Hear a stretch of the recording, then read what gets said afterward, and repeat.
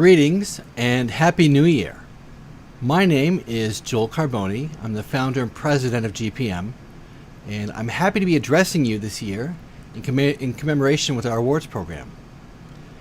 Before I speak about awards, I want to talk for a minute or two about net zero and how important it is that we as a profession make strides to address it from this point forward.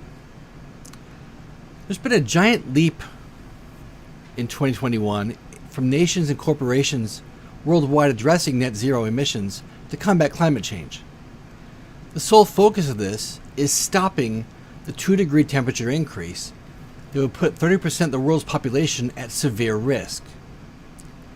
So new reporting from our friends in my former firm Accenture, in partnership with the UN Global Compact, shared some recent research that shows that businesses who are not shifting to net zero business models are putting their companies at risk. While 65% of CEOs globally say that they've already started advancing net zero business models and solutions, almost half of these CEOs describe their efforts in this area as only basic. Companies with annual revenues over US $1 billion are further along in the journey. That's roughly 78% of CEOs of the biggest companies in the world say they've begun advancing net zero business models and solutions compared to what's roughly 61% of CEOs in smaller companies. And that's where the bulk of it has to happen. When we talk about net zero, it's got to be global net zero. All the different regions and countries of the world have to move to net zero together. What we need to understand and what I need to emphasize to all of you is that projects span scope 1, 2, and 3 of all carbon negative strategies. To get to net zero, we have to achieve scope 3. Let's talk about that. So scope 1 is to make your operation carbon neutral. Scope 2 includes purchased energy. And scope 3 is your supply chain, travel, products, basically all other aspects of your business. Unless we understand what net zero means to projects and project management, there isn't any organization in the world that could genuinely claim they've achieved net zero scope 2 or 3. And now that the world has set goals after COP26, we now have to do our part. The research that we've conducted, and will be releasing here in January, will show that climate change-related weather events have impacted 38% of projects on a global scale. 38% of projects globally are being impacted by extreme weather events caused by human-induced climate change. That's up from only 4% 3 years ago. This should scare you. Also, there's consensus among practitioners that our profession is not doing enough to combat climate change.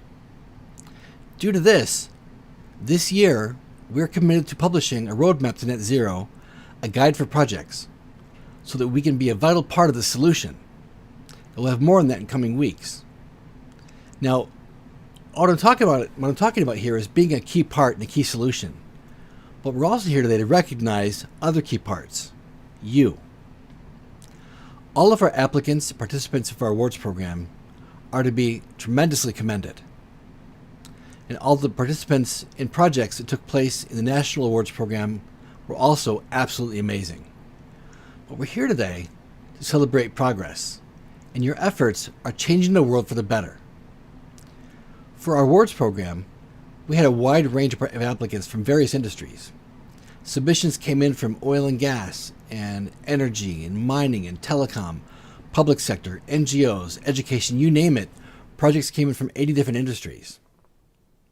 One project, though, really stood out internationally, and that was the wastewater remediation project. Southeast Asia's impact on global water quality is a significant focus of SDG 6, 3, and 13, which directly impact SDG 7 and 9 and the remaining goals indirectly. It's because of this and the absolutely incredible efforts by SSP and their Yenso wastewater remediation project in Hanoi that we are pleased, actually very, very pleased, to award our Sustainable Project of the Year award to you for 2021. I want to congratulate specifically Dr. Lim, Mr. Zulkarnain, Dr. Lee, and the entire project team for your outstanding efforts. Now, I hope to be able to shake your hands personally and in person properly in 2022 this year, if COVID permits it.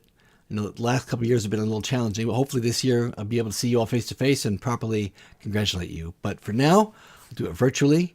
And again, my tremendous thanks and congratulations to all you and all of your efforts. Happy New Year.